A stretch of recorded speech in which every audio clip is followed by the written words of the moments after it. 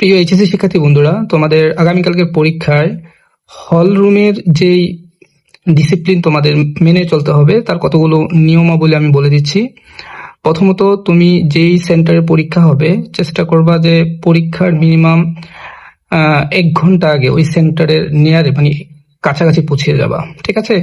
তো দেখা যায় সেন্টার থেকে তোমার হল রুম যাওয়া, এখানে তোমার হল রুম খুঁজে বের করা, এখানে কিছু টাইম কিল হবে। তো তোমরা আশা করি 9টা 20-এর মধ্যেই তুমি হল রুমে এন্ট্রি করবা।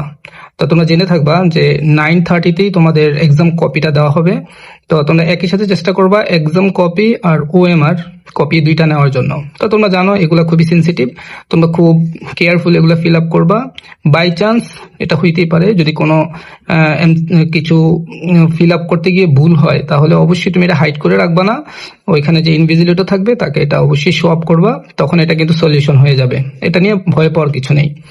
আর একটা জিনিস খেয়াল রাখবে, এখানে যে ইনভিজিলেটর থাকবে তাকে তুমি সহযোগিতা করবা, তার সাথে চেষ্টা করবা যতটা সাইলেন্ট থাকা যায়, তাকে যাতে ডিস্টার্ব করা না হয়। এতে করে তোমাদের পরীক্ষাটা খুবই ভালো হবে।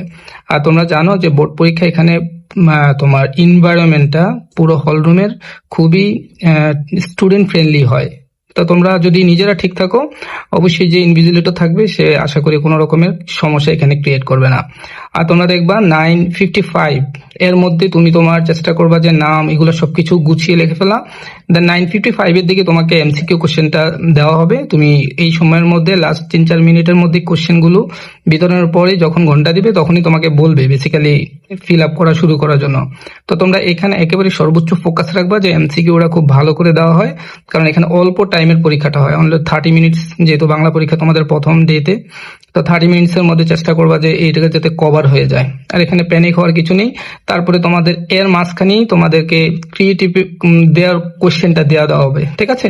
তো ওই কোশ্চেনটাকে তোমরা আপাতত এখানে রেখে তোমরা MCQটা শেষ করে আর দেরি করবা না, একবারে সাথে সাথে ক্রিয়েটিভ লেখা শুরু করে দিবা, কারণ তোমাদের টাইম পরে আর পাওয়া যাবে না। আর তোমরা দেখবা যে একটা ঘন্টা দিবে যে MCQ পরীক্ষা শেষে, তো একটু ঘড়িটা রাখবা, ওই টাইমটা ঘন্টা থেকে একটু খেয়াল রাখবা, এখানে যাতে টিচার এসে তুমি টিচারের টাইম চাইলেও টিচার কিন্তু টাইম দিবে না। তো তুমি যেহেতু প্রথম পরীক্ষা, তুমি এখানে আগে সেফ থাকার জন্য তোমার অ্যাক্টিভিজমটা আগে শেষ করে ফেলবা।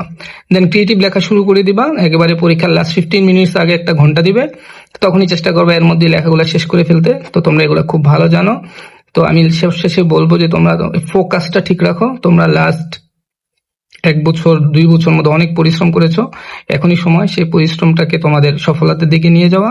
তো আমার মনে হচ্ছে যে তোমরা অনেক ভালো মোটিভেশনের মধ্যে আছো, অনেক ভালো তোমাদের প্রিপারেশন আছে। কোনো রকমের টেনশন ছাড়াই পরীক্ষাটা দাও, যেহেতু তোমরা এর আগে SSC পরীক্ষা বোর্ড পরীক্ষা দিয়েছো, এটা তোমাদের জন্য অনেক ইউজ টু একটা ইস্যু। তো এখানে কোনো রকমের প্যানিক হওয়ার কিছু নেই। ঠিক আছে? এখানে হারানোর কিছু নেই, এখানে পাওয়ার ব্যাপারটাই বেশি থাকে। তো তোমাদের সবার জন্য অনেক অনেক শুভকামনা।